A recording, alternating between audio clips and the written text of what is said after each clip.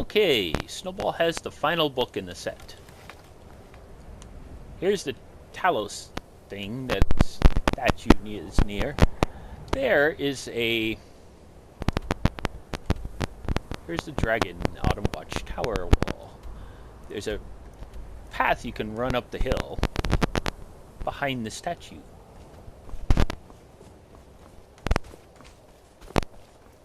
It goes along here, down there, back and forth, all the way down. And once you get up to here, it's on this. Right now, it's not on that because it's in my inventory. Books! King!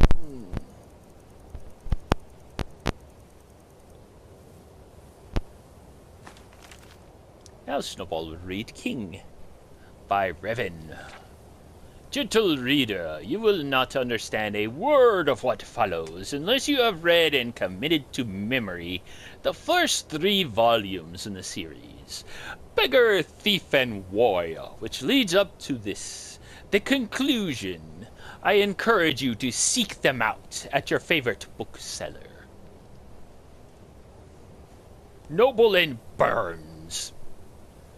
We last left Elisif Errol fleeing for his life, which was a common enough occurrence for him. He had stolen a lot of gold, and one particularly large gem from a rich man in Jolenheim named Suyabud.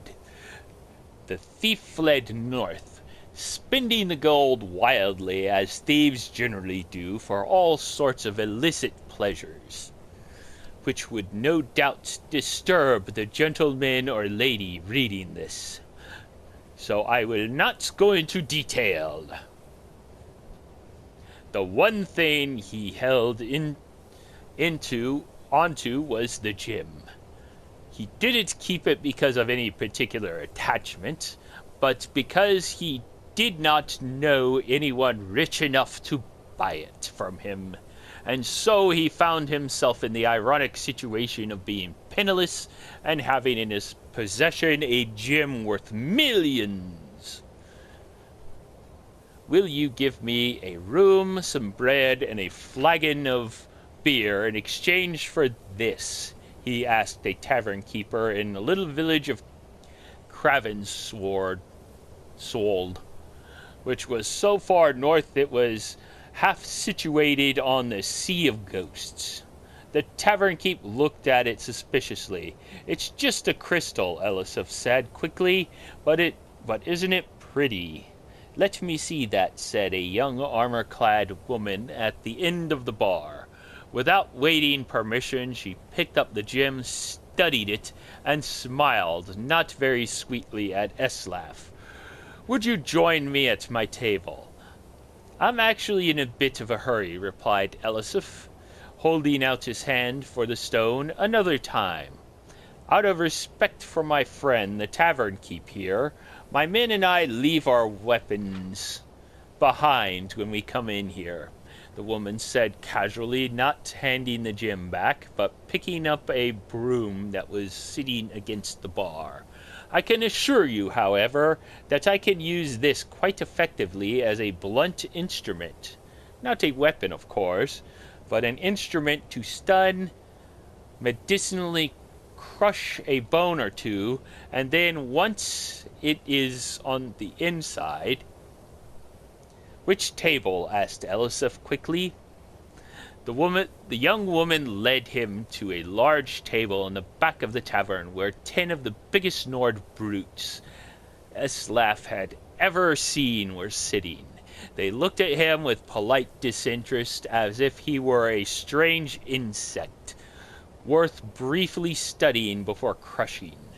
My name is La Sifrita, she said, and Eslaf blinked. That was the name Suyabud had uttered before Eslaf had made his escape. And these are my lieutenants. I am the commander of a very large independent army of noble knights, the very best in Skyrim. Most recently we were given a job to attack a vineyard in the Alto to force its owner, a man named Larenyu to sell to our employer, a man named Suyabud. Our payment was to be a gem of surpassing size and quality, quite famous and unmistakable. We did as we were asked, and when we went to Suyabud to collect our fee, he told us he was unable to pay due to a recent burglary. In the end, though, he saw things our way and paid us an amount of gold almost equal to the worth of the prized jewel. It did not empty out his treasury entirely, but it meant he was unable to buy the land in Alto. After all. So we were not paid enough. Suyabud has taken a heavy financial blow. Larenu's prize crop of jasmines has been temporarily destroyed for naught. Lassie Frita took a long, slow drink of her mead before continuing. Now I wonder, could you tell me how come you in the possession of the gem we were promised? How come you in the possession of the gem we were promised? Eslaf did not answer at once. Instead, he took a piece of bread from the plate of the savage-bearded barbarian on his left and ate it. I'm sorry, he said, his mouth full. May I? Of course. I couldn't stop you from taking the gem, even if I wanted to. And as a matter of fact, I don't mind at all. It's also useless to deny how I came into possession. I stole it from your employer. I certainly didn't mean you or your noble knights any harm by it, but I can understand why the word of a thief is not suitable for one such as yourself. No, replied Lassie Frita, frowning, but her eyes showing amusement. Not suitable at all. But before you kill me, Eslaf said, grabbing another piece of bread, tell me, how suitable is it for noble knights such as yourself to be paid twice for one job? I have no honor myself, but I would have thought that since Suyabud took a profit loss to pay you, and now you have the gem, your handsome profit is not entirely honorable. Lassie Frita picked up the broom and looked at Eslaf. Then she laughed. What is your name, thief? Eslaf, said the thief. We will take the gem as it was promised to us, but you are right. We should not be paid twice for the same job. So, said the warrior woman, putting down the broomstick, you are our new employer. What would you have your own army do for you? Many people could find quite a few good uses for their own army, but Eslaf was not among them. He searched his brain, and finally it was decided that it was a debt to be paid later. For all her brutality, Lassie Frita was a simple woman, raised, he learned, by the very army she commanded. Fighting and honor were the only things she knew. When Eslaf left Kravenswold, he had an army at his beck and call, but not a coin to his name. He knew he would have to steal something soon.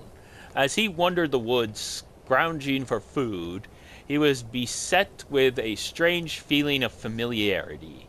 These were the very woods he had been in as a child, also starving and also scrounging. When he came out onto the road, he found that he had come back on the kingdom where he had been raised by the dear, stupid, shy maid Druzhba. He was in Erogard. It had fallen even deeper into despair since his youth. The shops that had refused him food were boarded up, abandoned.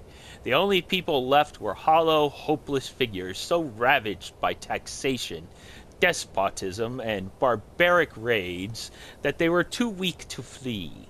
Eslaf realized how lucky he was to have gotten out in his youth. There was, however, a castle and a king. Eslaf immediately made plans to raid the treasury. As usual, he watched the the place carefully, taking note of the security and the habits of the guards. This took some time. In the end, he realized there was no security, no guards. He walked in the front door and down the empty corridors to the treasury. It was full of precisely nothing, except for one man. He was Elisif's age, but looked much older. There was nothing to steal, he said. Would that there was. King Yonohop, though prematurely aged, had the same white blonde hair and blue eyes like broken glass that Elisif had. In fact, he resembled Suyabud and Lasifrita as well. And though Elisif had never met the ruined landlord of Alto, Lorenyu, he looked him too. Not surprisingly, since they were quintuplets. So you have nothing, asked Elisif gently. Nothing except my poor kingdom. Curse it, the king grumbled. Before I came to the throne, it was powerful and rich. It was powerful and rich, but I inherited none of that, only the title. For my entire life, I've had responsibility thrust on my shoulders, but never had the means to handle it properly. I look over the desolation, which is my birthright, and I hate it. If it were possible to steal a kingdom, I would not lift a finger to stop you. It was, it turned out, quite possible to steal a kingdom. Elisif became known as Yonohop, a deception easily done, given their physical similarities. The real Yonohop, taking the name of Yelkanu, happily left his Demesne,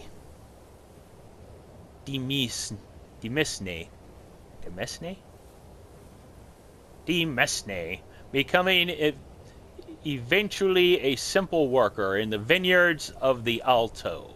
For the first time free of responsibility, he fell into his new life with gusto, the years melting off of him. The new Yonohop called in his favor with Lasifrita, using her army to restore peace to the kingdom of Erogard. Now that it was safe, business and commerce began to return to the land, and Eslaf reduced the tyrannical taxes to encourage it to grow. Upon hearing that, Suyabud, ever nervous about losing his money, elected to return to the land of his birth.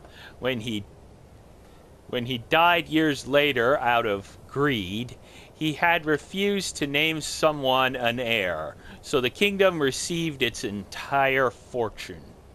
Eslaf used part of the gold to buy the vineyards of the Alto, after hearing great things of it from Yonohop.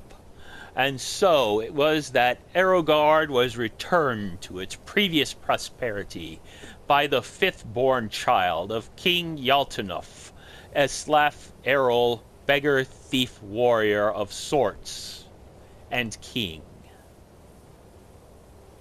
And with that, Snowball bids you adieu.